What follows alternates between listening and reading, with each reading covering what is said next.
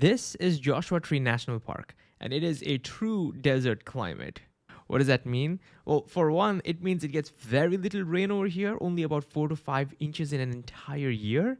And the air is extremely dry, which causes the land to heat up very quickly during the day and cool down very quickly at night. So the daily temperatures can sometimes differ by about 50 degrees Fahrenheit or even more. And yet, some organisms live here just fine. For example, Joshua trees grow tall in the desert. We have kangaroo rats that survive without ever drinking liquid waters. And chuckwalla lizards can rest just fine on sun-warmed rocks. But many organisms couldn't survive here at all. So that begs the question, why can some organisms live in a particular place while others can't? The answer has to do with the conditions and resources available in the environment. Okay, what do I mean by that? Every living thing, from the largest plants and animals to the smallest microorganisms, need certain things, certain resources to survive, right? Now, those resources can come from the living parts of the environment, which we call the biotic factors, and the non-living parts of the environment, which we call the abiotic factors. It's the combination of these biotic and abiotic factors that decide which organisms can live in a particular environment and which can't. So let's talk about this in more detail. What are biotic factors? The biotic factors represent the living components of an environment necessary for survival of an organism, which means this includes all the living beings. I'm talking about plants, animals, fungi, and even microorganisms like bacteria. And what are abiotic factors? They represent the non-living components of an environment necessary for an organism's survival.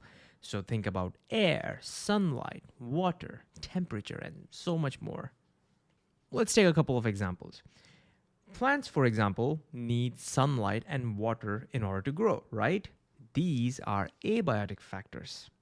But many plants also depend on living organisms, such as insects, to pollinate them. So these are biotic factors. Another example, deer depends on grass for food, biotic factors. But it also depends on safe temperature ranges and access to water, for example, abiotic factors. So together, the biotic and the abiotic factors explain why organisms live where they do and why they don't live elsewhere. So coming back to Joshua Tree National Park, what are some biotic factors over here? Well, think about this. Grasshoppers and chuckwalla lizards, for example, depend on the bushes and the desert flowers that are available, so that's a biotic factor. Kangaroo rats eat the seeds that are available over here, that's another biotic factor. Tarantulas feed on the grasshoppers, so they are also the biotic factors.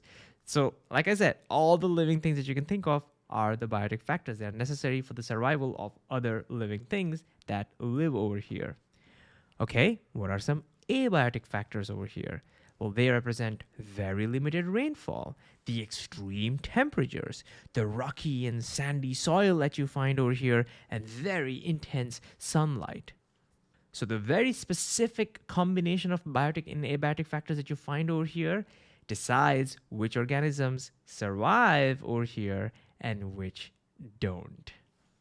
If either type of factor is missing or changes too much, survival becomes difficult or even impossible. And what's also important is that these biotic and abiotic factors are limited, so organisms can often compete for them. For example, in dry environments, plants may compete for water in the soil. And animals may compete for shade or for burrows that protect them from extreme heat during the day. So, to summarize, organisms require a combination of the biotic and the abiotic factors to survive in an environment.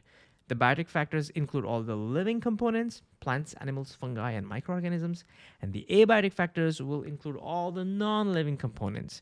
And there are plenty of non-living components that are available over here. Here are some of these examples. Survival always depends on a combination of both.